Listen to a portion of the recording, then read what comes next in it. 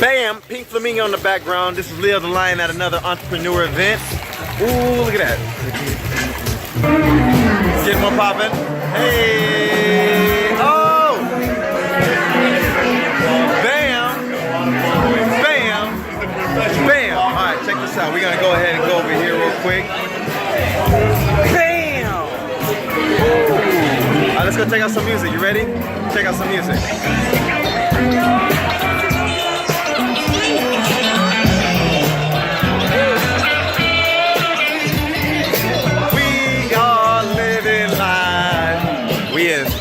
Hey y'all, Leo the Lion. Here's my boy Matt going into 3D printing. Matt, just go ahead and just tell us like a little bit about what you just said. I think that's some fire advice right there.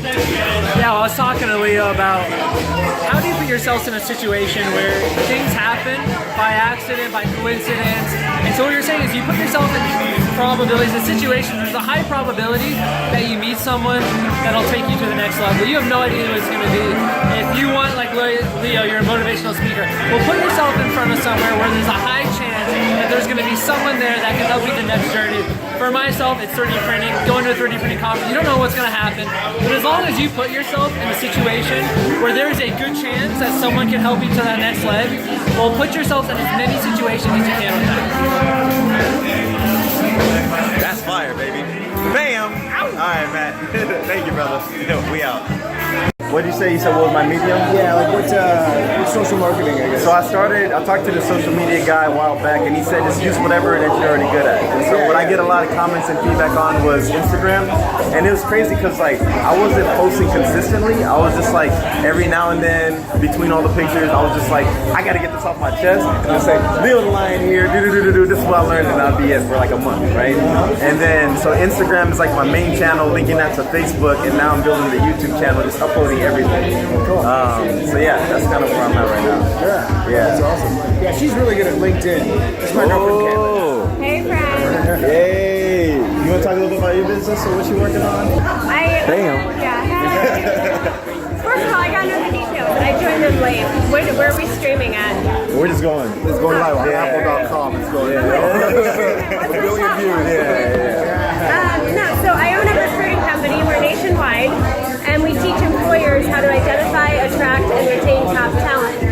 Additionally, I just got booked, or I have an agent, so I'm hitting a national speaking tour about giving back in adversity as an advantage. It's kind of twofold. So, and LinkedIn is my platform. I can't get my Instagram over 600. My Twitter, I suck at. How did you choose LinkedIn? Like, what made you like? How did that happen? Recruiter. So what do recruiters do? We stalk people, right? Yeah. And we're only going to stalk our target market, which is all business professionals. So LinkedIn worked for me. And then I got involved in the growth hacking a little bit, and I just exploded it from there. So I don't know, I'm up to 15,000 followers. I had 3,000 6 months ago. And so all my content goes. My top was 647,000 views, so that was pretty good. Okay. But somehow 20 on a good day, 20K.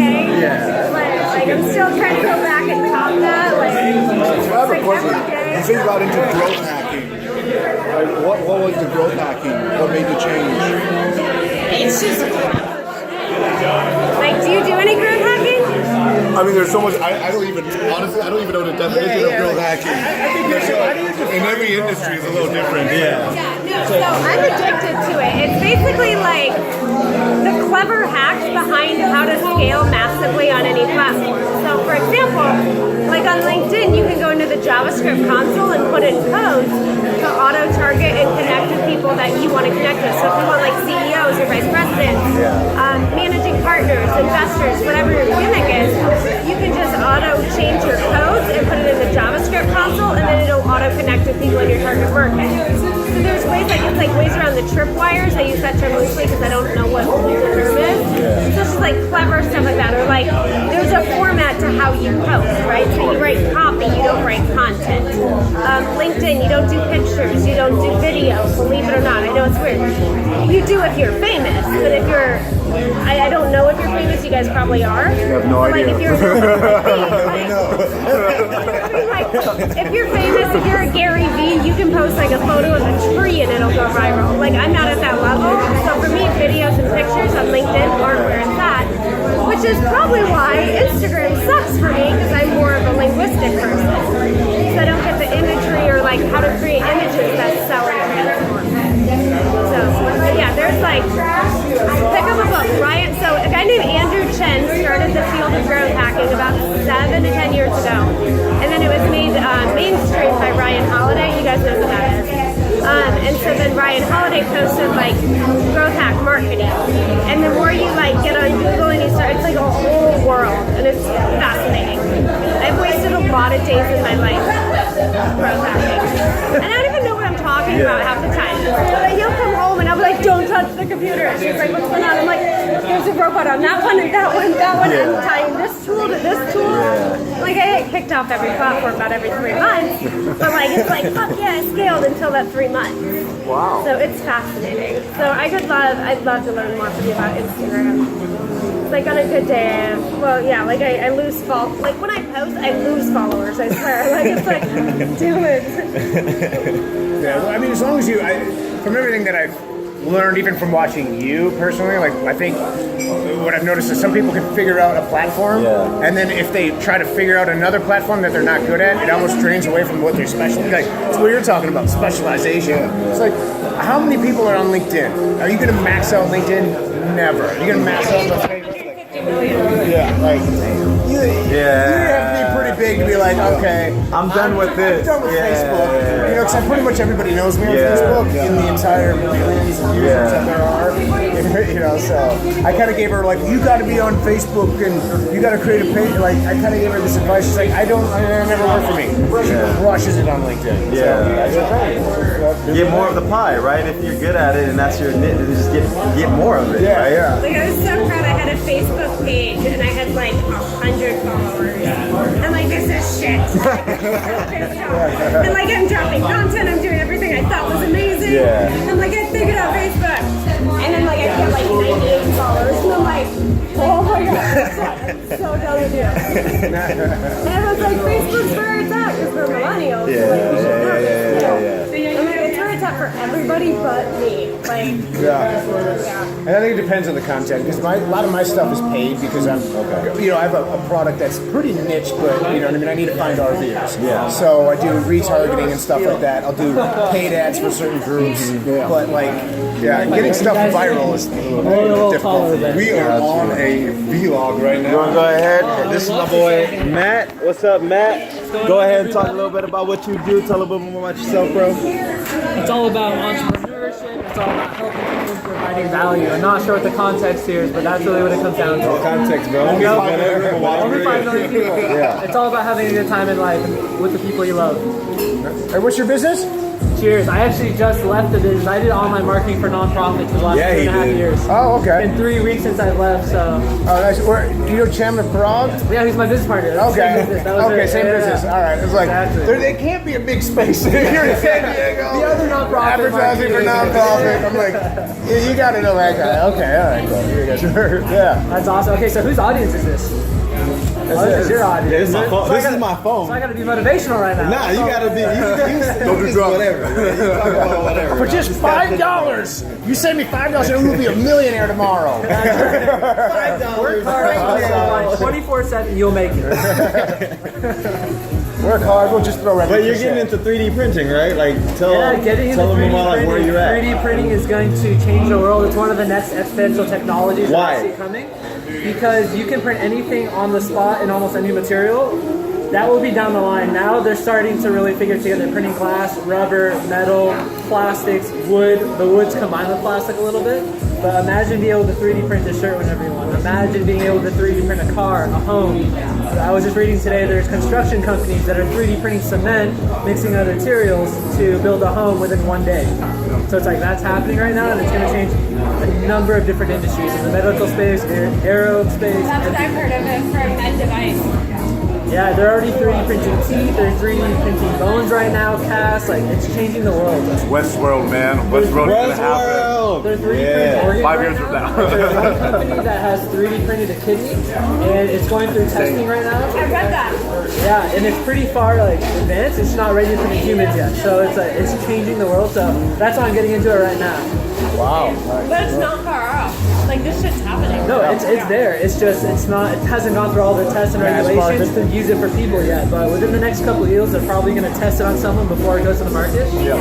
How are you getting involved? What Questions? I'm just starting right now, really. Yeah, okay. I got involved with it because there's a non-profit that 3D prints prosthetic arms for people in developing countries, so specifically Haiti. So I was like, holy crap, you're changing people's lives. It was one of the best applications in technology that I could do tomorrow because they always need hands printed for someone. So bought the printer, did more research, and realized where the space is going. So now I'm willing to travel the world and go to conferences for people who are changing the space. To meet the right people. Cool. Well, what do you think is the what do you think it will be that will help, like, I guess, progress it even quicker? Do you think they need more money, or like investment money, or what do you think is going to fuel the development of getting something a little bit more massive, marketed, quicker to market? It's continually bringing down the cost of printers. That's already happening right now. There's a lot of desktop printers that are much more affordable than they have been in the past. I think that's going to be a huge part of it. It's just really expensive right now, and there's not a ton of application unless you want to make like small trinkets right now for the average person that can afford it. Okay. So I think with the increase in the technology, be able to do more, and once they bring down the price of that, it'll become mainstream in 5-10 years, maybe a little longer. We watch movies. Obviously, there's like desks. This is where all of our workstations go. Yeah. So, all right. So I'm gonna show you this. This is how we do. This is how we do movies. So we do this. Dude, I was waiting for NTD. Yo! Check this out. So this happens. Yo, private theater. Papa. I was just joking, like, oh, private theater, it's like all these MTV movies. Oh yeah. We're here with your boy. Go ahead and introduce yourself. Oh, is you recording already? Yeah, what up? Robbie Shaw. All right, this is leothelion, as you know here. He's just telling a little bit about his journey into marketing. Go ahead and talk a little bit more about what you were saying. So I basically started with a smoothie shop in Taiwan and kind of did it for like 3 or 4 years, and it was a lot of pressure because we started with a debt. You basically owe money every day until you sell enough smoothies. You know, it was a lot of pressure, and so I started exploring more into online marketing because, like, with online, you're more in control of your debt. Like, you can shut off your marketing campaigns, you can shut off, and the website is like, you know, dollars a month. Yeah. So it's really different. It's still a lot of work, but honestly, like, I really enjoyed it just because I can learn so much more without that kind of pressure on my back. Yeah. So I've been doing it for like 1.5 years and got my own like online store right now. Nice. Pretty cool. So what has been like the biggest thing that you've learned, like, just going on this journey? Like, what's like the biggest takeaway when starting up your own thing? What was your biggest thing? You mean starting the online? Yeah. My biggest takeaway from that, honestly, it was just surprising because, like, I don't do SEO, I don't do content marketing, I only do Google AdWords, which I know everybody says, like, you know, it's really hard to do. But it's just because of what I was focusing on, and I think that's where I learned the most, because, like, there's online marketing is not one thing, it's like 100 different things, but just focus on one, because, like, every other day I'm hearing about some, you know, SEO or, like, you know, FBA or something, but just focus on one, get it to, like, you know, where it's profitable enough, it's like got you covered, and just stick with it for a while until you really master it, then expand out, yeah.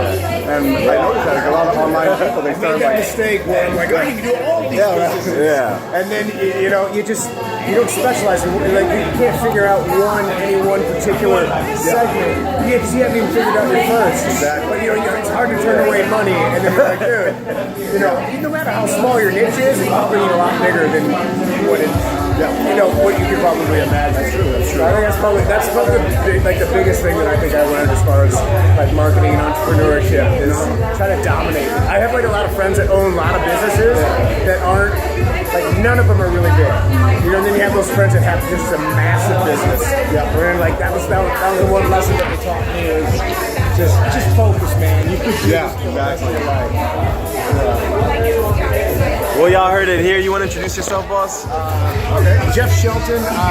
My main company obviously is wholesale warranties. We sell extended warranties online. So essentially, like, you know, when you buy a car, you can typically buy an extended warranty from the dealership. So what we do is we give you an alternative, more competitive price that you can actually get online for automobiles. But actually, that is a small part of our business. We specialize. We dominate in the RV business, motorhomes, travel trailers, fifth wheels, and stuff like that. So that's been our niche for a while. We've just been expanding that and trying to own that space. So right now, I guess my question is like right now with my video thing, I've been posting consistently on Instagram. You know what I'm saying? Like videos like of me going into a topic of a book or such and such, and I'm going into Facebook and YouTube, but do you think my strategy, I'm trying to figure out like you just said, like a niche strategy, right? What would be your suggestion in determining your niche? As far as like you want to build online content, and, you know, like I'm documenting the journey, but I also want to provide like some. I mean, that's content in itself, right? But yeah, you know what I think it's like. And this is I'm not a content marketer. A little bit, I tried, but from like the friends that have been successful, I think a lot of people just hesitate to do something because they want to make it sure it's perfect. I think just producing just a massive amount of stuff, and then you'll find your path. Like nobody really gives a shit about that. Then boom, you'll hit that segment that strikes a chord with everybody.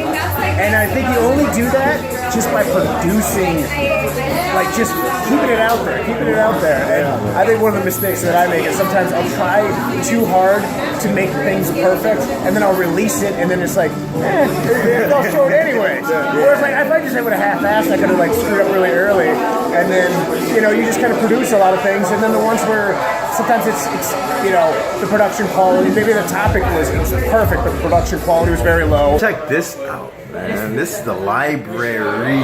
This is where the magic happens. You know what I mean? Knowledge. You know what I like better than materialistic things? Knowledge.